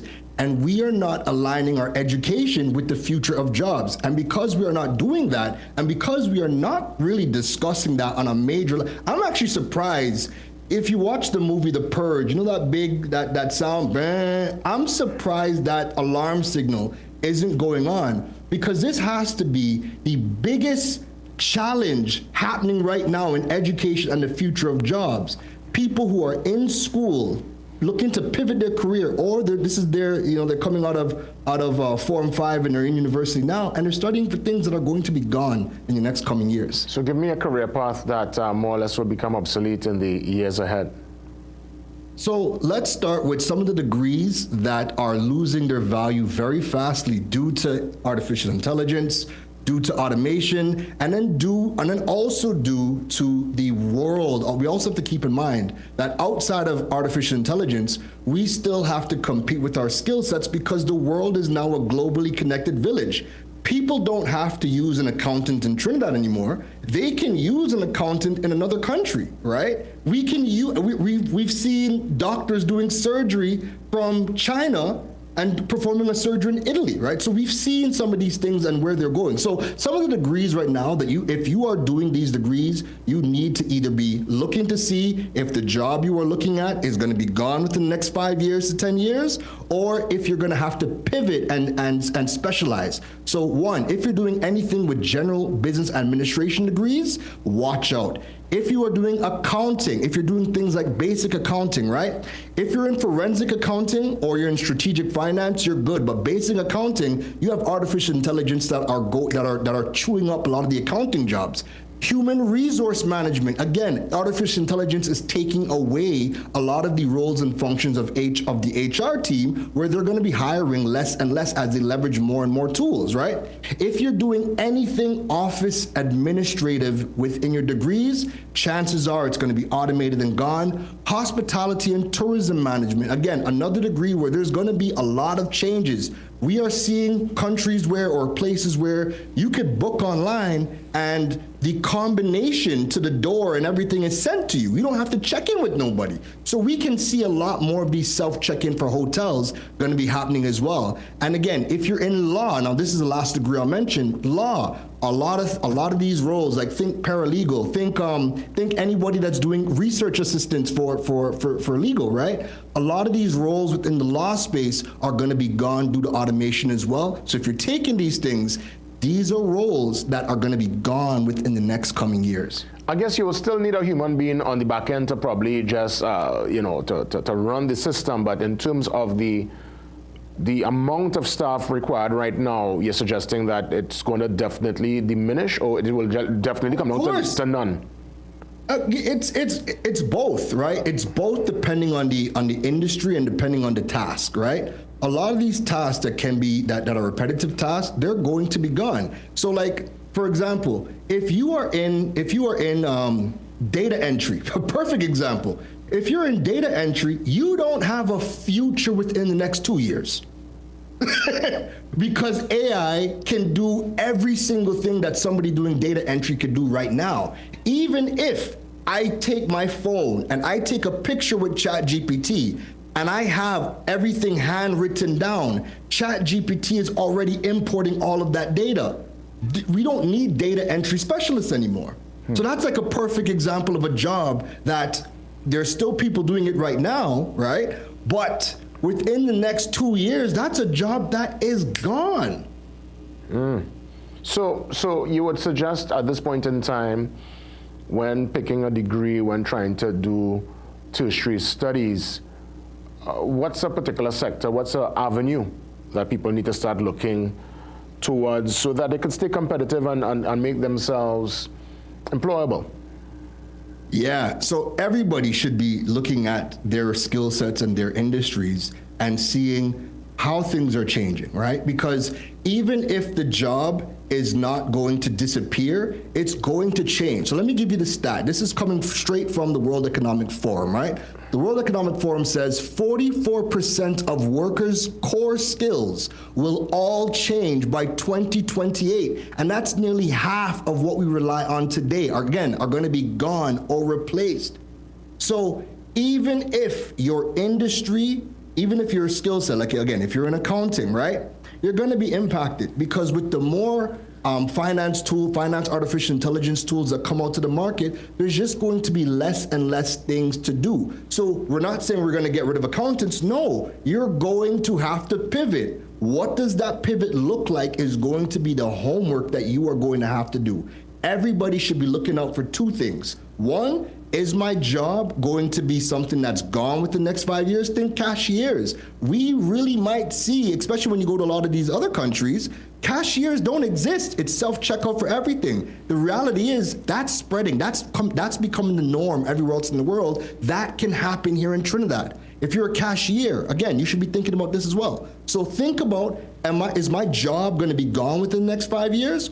Or what is the pivot in my industry going to be? And those are going to be what you need to think of right now, because again, everybody has kids in school, in university, or they're in school themselves taking masters and PhDs for things that are not going to exist within the next 5 to 10 years. Wow, you know, what you're explaining is, I guess, the reality of the times, and many looking on or hearing this, they will get nervous, you know, Karen. That's the reality. But I guess, as they should. Yeah. But that's the reality. Listen, we've coddled the Caribbean region long enough, folks. It's not happening tomorrow. It's here. Jobs are being replaced, and because TNT has held on to jobs that should have been made redundant many years ago. It's still common for us to go into a police station and see them taking notes on a paper. It's still common to see people writing in notes in government ministries, writing in paper. A lot of these things are going to be gone. We just held on long enough. But now, because we've held on to so many outdated systems, you see that jump from where we are to where we are going, where we need to be. That jump is so massive because we were never iterating along the way. We just kept kicking the can because we didn't want to displace anybody, because we have no plan to upskill anybody, right? We haven't heard a plan about upskilling the nation ever. Right? I can't think of the last time I heard something like Singapore with the Prime Minister Lawrence Wong coming out saying, hey, everybody over the age of 35, we have a national upskilling drive right now. These are the areas the country has identified that are the next things that we need to get into. These are the roles, these are the courses, these are the steps to upskill yourself to fit into these new things. I have never seen anything like that for the Caribbean region, and that is what we need right now, because right now, the shift is going to hit us so hard, and we have no idea how unprepared we are. Karen Rose, again, bringing the stark reality. Thanks for touching base, and let's keep the conversation going next week. God spare. No problem. Take care. Karen Rose. Oh, Jason, one last thing. Oh, one last thing. Yeah. To help everybody, 7 o'clock tonight, I am doing a career pivot free workshop. Go to my website, KarenRose.com, look for the workshops, free if you are looking for a pivot, you need help with career guidance, free workshop tonight, 7 o'clock. Go to my website and register for free. Thank you. All the best, Karen. Well done. And kudos there to Sheldon and Master Control. Karen, your feet away and you come back in real smooth. It was like a mix. Well done, Sheldon. That was smooth, man. Good stuff. With that, well, Karen is gone now officially, and we're going to make way for conversations on cancer. Very important one next as we treat with the effects of smoking on the lungs. Dr. Vasan Basdio joins me for another open and frank conversation. It's up next.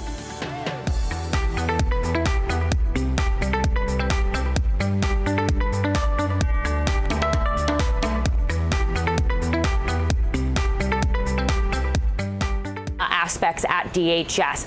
Family to La Vega Estate, Trinidad's #1 family-friendly destination. Open daily, including weekends and public holidays. La Vega is more than Trinidad's leading garden center. It's packed with fun for everyone. New this season, thrilling ATV tours for the adventure seekers. Plus 2 large pools, fishing, nature trails, playgrounds, and more. Camp under the night sky. Make a booking for an unforgettable family getaway. Call or WhatsApp 714-5969 to plan your next adventure today. Presenting the most modern pharmaceutical facility in the country, Food Basket Hyperfarm Pharmacy Food Basket Complex, Arima. We stock the widest range of health and beauty products, baby supplies, stationery, fragrances, and cosmetics. Our organic, sugar, and gluten-free products cater to vegans and the health conscious. A wide assortment of dispensary medication and over-the-counter items at the most affordable prices. Make Hyperfarm Pharmacy your choice. Located on the compound of Food Basket Complex, Arima. Eye care tips for Seaview Optical. Eat well. Good eye health starts with the food on your plate. Nutrients like omega-3 fatty acids, lutein, zinc, and vitamin C and E might help ward off age-related vision problems. Quit smoking. Makes you more likely to get cataracts, damage to your optic nerve, and macular degeneration. If you have tried to kick the habit before only to start again, keep at it. Wear sunglasses. The right pair of shades will help protect your eyes from the sun's ultraviolet UV rays. Use safety eyewear. If you use hazardous or airborne materials on the job or at home, wear safety glasses or protective goggles. Get the best in affordable eyewear. Frames with blue filter lenses and eye exam, $399. Single vision lenses with transitions on designer frames, $799. Progressive transitions with designer frames, $1,399. Happening only at Seaview Optical. Affordable eye care for everyone.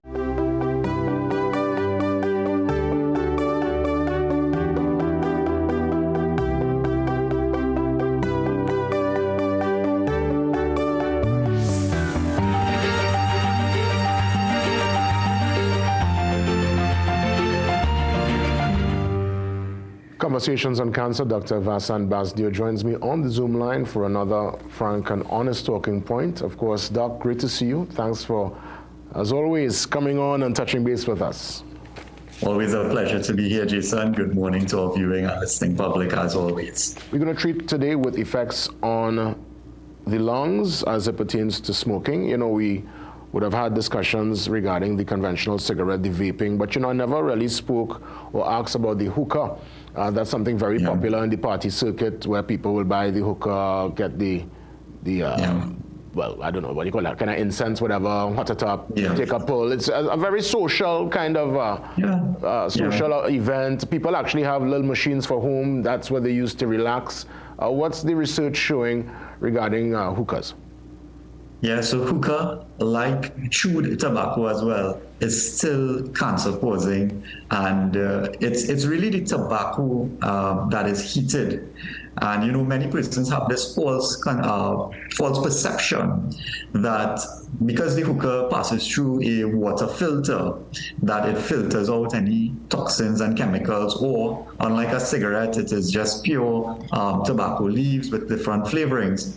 But that heated tobacco that enters the lungs, tobacco is a known carcinogen, and the hookah, just like the chewable tobacco as well, just like the cigarettes, are known cancer-causing agents and type 1 carcinogens, actually. What are the effects on the lungs, and how does one know that the lungs are definitely being compromised, let's say for those who have smoked for years? And in fact, Jason, that's a really good question, because I want to share my personal experience with this, in that my grandfather would have had a very long smoking history in his younger days. And in fact, he would have stopped about 5 to 10 years around there off and on before he passed away from lung cancer.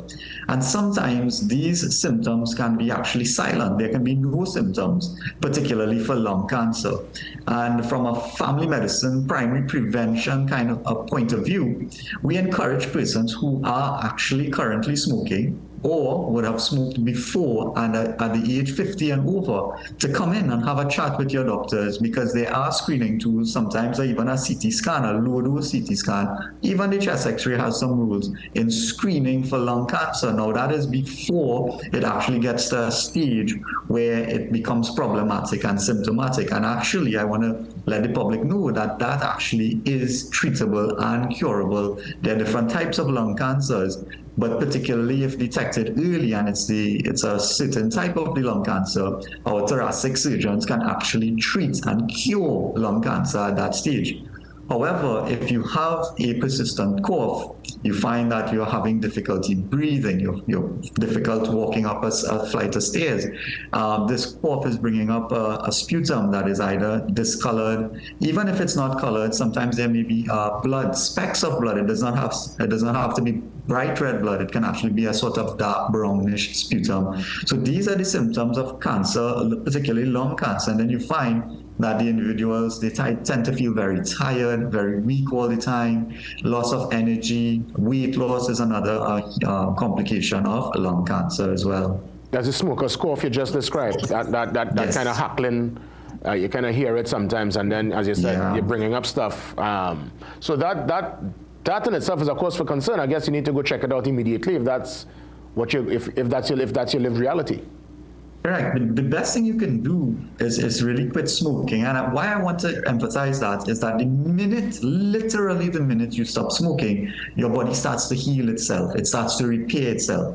So much so that if you can become tobacco free, 6 months, 1 year, in 5 years, your cardiovascular risk is cut in half. In 10 years to 20 years, your risk of cancer or cardiovascular disease is back to normal. So the best time to quit smoking is now. You know, some people would say, well, I reached 60 already and I still smoking, 70, whatever the case may be. But smoking is the one product in the world that kills half of its users, particularly through lung cancer, throat cancers, and cancers of the upper airway. You know, we focus on lungs so much, but the respiratory tract includes this windpipe, the trachea, that comes down and then bifurcates and splits into two into the lungs. And a lot of cancer tends to happen in that trachea, that respiratory pathway. So what happens is that the person loses the ability to breathe freely through their nose, and we then have to put a tracheostomy, which is a tube, through the throat and points inside here on the screen, so that that individual can actually breathe and get oxygen into their lungs, and that affects your ability to speak properly. We have to use like a voice clicker for you to communicate with the world. So the complications of lung cancer is very messy. It's very complicated cancer to deal with, particularly for feeding and breathing issues. Let's touch on herb, marijuana, ganja. As they say, it's been part of pop culture for years, part of the reggae experience. It's in music, it's romanticized. I go to Bounty Killer's lyrics, Smoke the Herb, he says, I just gotta say, smoke your ganja, it gives me a good sense of humor. He says, it keeps me away from the cancer. And this is stuff that, you know the lyrics, you know it, we were young, right? And we have been singing this for years, and herb is something that, right? I went to the ganja college, I got my ganja diploma, you know the lyrics, right? So it's something that I've heard many advocates who are steadfast that, hey, herb is there, it's natural, it's their vibe. And we have seen people from all walks of life, from the very upper echelons to the grassroots, man. That's their thing. What's your advice on that regard as it pertains to herb? Yeah, so quickly on that. You know, look, why we like to smoke things, people like to inhale things, is because it's the quickest way to get substances to the brain. There's a blood barrier there that immediately goes from the lungs, it goes into the vessels, and it goes straight up your carotids into your brain. So you get that immediate effect, right? However, the lungs were not designed for fluids, smoke, and other substances apart from good old oxygen and the air that we breathe to pass through and filter through the lungs. So the problem is any combustible smoke. So this is not just smoke from a ganja joint. This is not smoke just from a cigarette. This could be smoke from in the industry. That's why in occupational health we wear respirators and masks for exposures to chemicals and smokes in certain industries. So my point to the ganja users out there this morning is that, look, a lot of persons actually use roll-ons. And that actually, they realize that they become addicted to cigarettes by actually using the roll-ons to the ganja. And you're thinking, oh, well, I'm putting on a filter, but actually the cigarettes have the tobacco, which has the nicotine, which is very addictive. So whereas marijuana is not so addictive, you're using it as a roll-on and you're becoming addictive.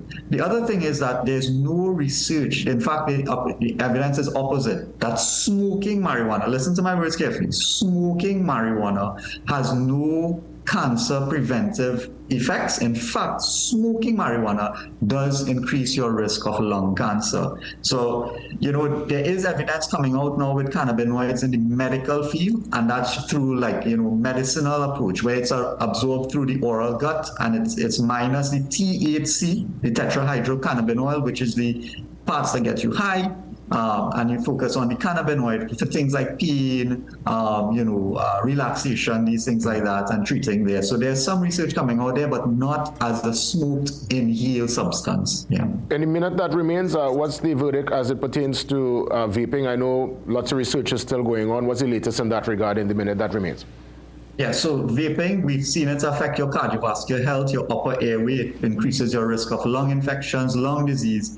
Cancer, unfortunately, to be able to see that something causes cancers, it takes sometimes on average 10 to 20 years. So right now I'm saying to everyone, don't be the guinea pig. Wait until the evidence is clear on whether vaping causes cancer or not.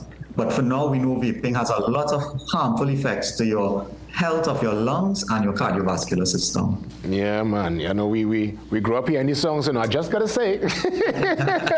And we're young and we sing it and we don't even know, The days of the dub cassettes, and we young and we just ingraining this into our minds. Yeah. Ooh, yes, Jason, always a pleasure. All the best to everyone. And go out there, lead healthy lifestyles, everyone. Make healthy choices and have a blessed and wonderful day, everyone. Dr. Bazio, always a joy, always a pleasure. Thanks so much for the counsel this morning. Indeed. Dr. Bazio touching base with us, conversations on cancer. Up next, we get into another important one, and this is for the youngsters. Yes, I've been a beneficiary. Many looking on. We know that breast is best. It's World Breastfeeding Week, and we touch base with some of the advocates. Yes, breastfeeding counselors, Amy and Christine. They join us next.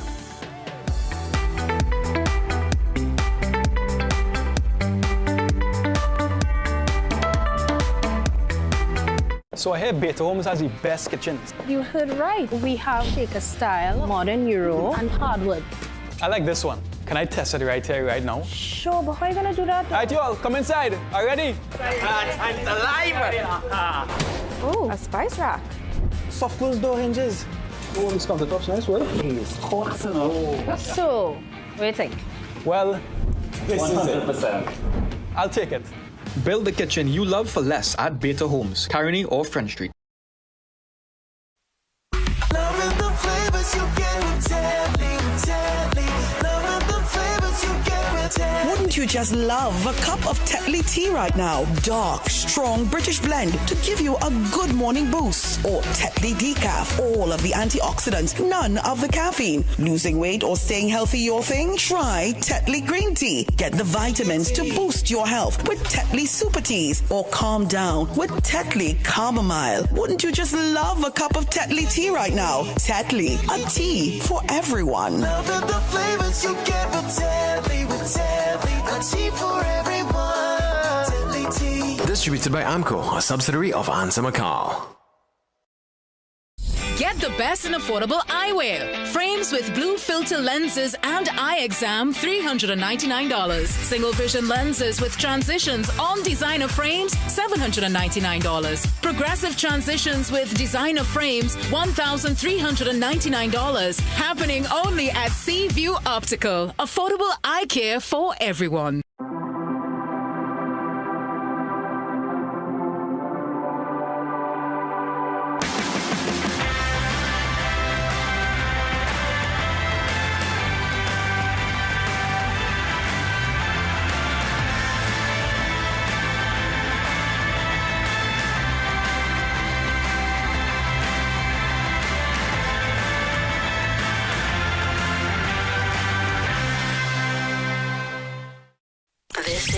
This is more than just music. This is where you find the best of TNT. This is more than just a vibe. This is where Bollywood gets a twist.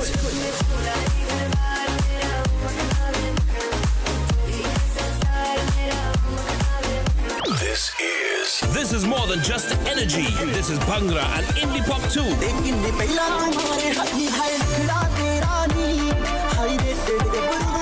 This is the mix. This is the life. Log on or log on now. Sangeet 106.1 FM. This is authentic East Indian radio. This is us. The heat is on, and Guardian Media Limited is official home of cricket this summer. From July 20th to August 3rd, it's 8 explosive T20s, then 3 one-day internationals in Trinidad as the West Indies take on Australia and Pakistan on home soil. All matches live on Freedom 106.5 FM, plus 1-hour highlight specials on CNC3. Real cricket, real action, only on Freedom 106.5 FM and CNC3.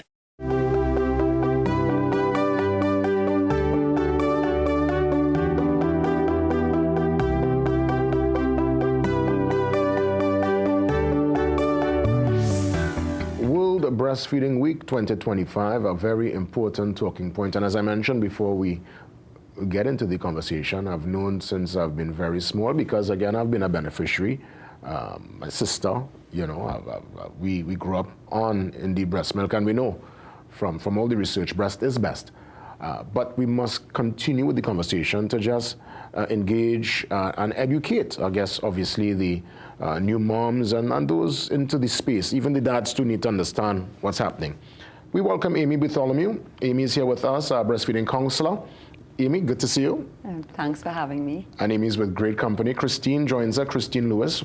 Is it Marin? Yes, it is Marin. That's right, Christine. Also a breastfeeding counselor. Ladies, I guess we could all agree breast is best. But my question is, at what point, obviously, from newborn, from the time the baby is here. Yeah. But for the mothers who, it's a bit problematic, they find it's not coming, it's painful. What advice you want to give in that regard? Well, we are in World Breastfeeding Week, which is the 1st to the 7th of August every year. And this year, our theme is, or the theme worldwide, is prioritize breastfeeding, create sustainable support systems. So breastfeeding, although natural, it doesn't always come easily, right? And because we don't see breastfeeding every day. Sometimes moms give birth and they've never actually seen someone breastfeed. So they need help. And getting help early, making contact with a breastfeeding counselor from early o'clock, even before the baby is born, and getting all that information which can help, and having a breastfeeding counselor come and help with the first latching on of the baby and all that can help to prevent any problems. Because I guess there needs to be an understanding of positioning and correct and all that. Yes. So there is a protocol in a way. Well, yes, there are better positions to help baby to get in, to get that proper latch. Because babies don't feed on just the nipple. They feed on the breast, the whole area around the nipple, which is called the areola.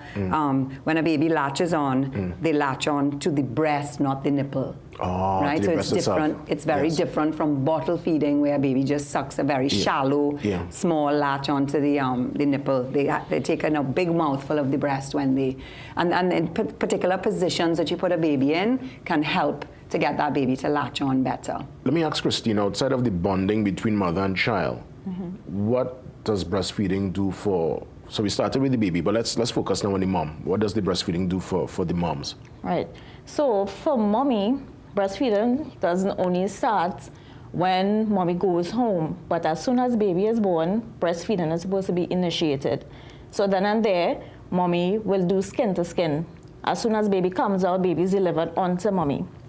This initiates bonding between mommy and baby, also a release of hormones, especially oxytocin, which helps to build bond to help produce milk so that mommy and baby could have that ongoing bond to start to breastfeed.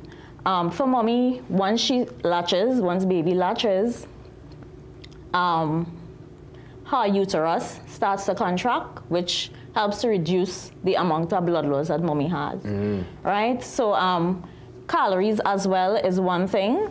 Mommy loses calories when she breastfeeds baby. It is cost effective for mommy as well. So beyond just psychological and even spiritual, this is a biological, as it were. Oh, yes, Wow, very important. Where are we in terms of that conversation for private and public sector offices, public spaces to accommodate women who might want to breastfeed in public? Because I'm seeing a way. Yes. There's in airports especially, they've made reservations, and I still find it strange that people are staring sometimes a mother who is breastfeeding the child in public. Yes. Some people find, sad to say, there are still people who find that to be a bit much. They find that, that should not be the case. But if a child needs to be fed, the child needs to be fed, and sometimes there is no accommodation for the mom. Well, I think it comes down, everything comes down to education. The more people know, and the more awareness there is out there that this is the way we are meant to feed our babies. I mean, dogs feed their puppies, cats feed their kittens. We are also mammals, and our milk is specifically made for our human babies. And so I think once there's an understanding and awareness and education, that people will have a better understanding about mothers breastfeeding, because a mother shouldn't have to hide to breastfeed. For mothers who they use the pump and there is this clearly excess, they're producing lots of breast milk. Yeah. Could they distribute that to, let's say, family members or any? Because I've seen where there are people who actually get breast milk from another mother to feed. Yes. Well, the next best thing to a mother's milk is another mother's milk. Okay, so that is understood. Well, we are working on in Trinidad having a breast milk bank. Okay. So that's something that's on the cards. So we hope, I mean, it was on the cards right before the pandemic hit, and then of course the pandemic was the priority. And so it kind of took a little backseat, but it's back on, and they are working towards that. Especially babies in the NIC unit and so on, that they thrive much better on breast milk because it's much easily digested, it has antibodies, it's alive, it helps to prevent them from getting sick. And so, very important for us to establish a milk bank. And I would imagine breast milk compared to, let's say, formula. Now, we don't want to get into that particular discussion too deep per se, but breast is indeed best for especially the young ones. Yes, well, breast milk is alive. So it's full of antibodies that help to prevent baby from getting sick. Whatever mother has been exposed to in her lifetime, her breast milk has antibodies to it. So that's one major one. It also helps in the development of the human brain. So, I mean, those two things are major. Helps to prevent child morbidity. So, it's really, really important. Thanks for that, Amy. Thanks for that. Let me bring Christine back in, because Christine started off by identifying as the child is born, the connection that, skin to skin. The obvious question now is, at what point does a child come off the breast? Because I've heard of cases like I say, I had back child at 4 or 5, but we have heard of children with big teeth in the mouth, like big children still on the breast. What's the protocol in that regard? Is there any kind of hard and fast rule? Is it really based on the mother's discretion? Right. So the recommendation by the World Health Organization is that baby exclusively breastfeeds up to 6 months. However, the child, it wouldn't be baby then, but 2 years and beyond, baby can't be breastfeed. The child can't be breastfeed until he or she shows signs that they no longer is interested in the breast, then fine. But up to 2 years and beyond, a baby can't breastfeed. Amy, what's your perspective on it? It's exclusive breastfeeding for 6 months, and then at around 6 months you start introducing complementary foods and continued breastfeeding for up to 2 years and beyond. Babies actually get the majority of their nutrition in the first year from breast milk. So they say food before 1 is just for fun, and so breastfeeding up until at least a year is necessary, and after that they don't need any other milk. They don't need to be supplemented with any other type of milk. They don't need to, parents don't need to buy cans of milk to give them bottles or cups of milk after a year old. It's not necessary. They can eat proper food. Indeed, as breastfeeding counselors, I see you have babies on lap, and can you probably just, for those looking on, probably show give us some positioning Sure. styles. So for initial breastfeeding, you know, when a baby in the first few weeks, an ideal position is called the cross cradle hold, where baby is facing mommy completely. So the baby's ear, shoulder, and hips are all in alignment, and tummy to mommy. Baby is facing mommy, not facing upwards, but facing mommy. Inside, you bring the baby in. Yes, bring the baby in very close. And then you actually hold the baby with the opposite arm to the breast you're feeding on. So if the mommy is feeding on the left breast, she holds the baby with the right arm, placing the baby's bottom in the crook of her elbow, and you're holding the back of the baby's neck, not the back of the baby's head. The reason for that is it gives baby freedom of movement of their head. Because you do this, if you put your chin down to your chest, you try to open your mouth, you can't open very wide. Yes. If you're gonna bite into a nice big roti, you have to actually tilt your head back a bit to open wide. And that is exactly the same concept when you bring in the baby to the breast, because you want them to get a nice big mouthful of breast. So this way they can have freedom of movement of their neck and open nice and wide. Let's take a quick break and we come back to officially wrap things up. And I want to thank you as always for being here. Stick around with me as we look to pull the curtains down. Okay. See you soon, TNT. Shop Southern Food Basket anniversary specials now. Garlic 1 pound for $9.95. Russet potatoes 5 pounds $17.95. Grill Master Burger patties 2 pounds $49.95. Golden Brand margarine 4 for $19.95. Anchor cheddar cheese 250 grams 2 for $44.95. Richport vegetable oil 500 ml 3 for $19.95. With every $300 you spend at any Southern Food Basket, you can qualify to win a brand new Suzuki Grand Vitara. Much more prizes to be won, including Caribbean getaways, staycations, and shopping sprees. Magical Expressions Limited is the largest local importer and distributor of fresh cut stems, offering the widest range of beautiful flowers at the most affordable prices. Call us today at 701-6488, 701-6680, 728-6786, or visit our website to order.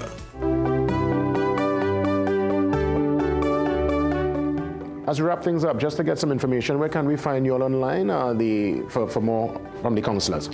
So for mothers who may be interested in either antenatal or postnatal counseling, we have an office located at number 8 Rush Street, and our numbers are 628-8234. And we also have a WhatsApp number, 708-2911. Indeed. With that, we pull the curtains down. Have a great one, TNT. God spare. I'm back for more tomorrow.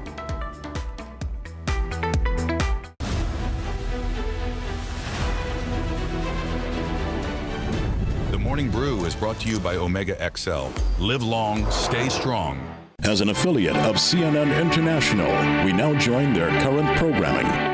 Brown and Giovante Thomas, each 29 years old, are charged also with accessory after the fact of first-degree murder. Brown is also accused of tampering with evidence. According to law enforcement, it's unclear if any of the three have attorneys. Officials warn residents not to engage with the suspect, whom they call extremely violent. A law enforcement source told CNN the suspect probably has connections to the Vice Lords gang and suspect its members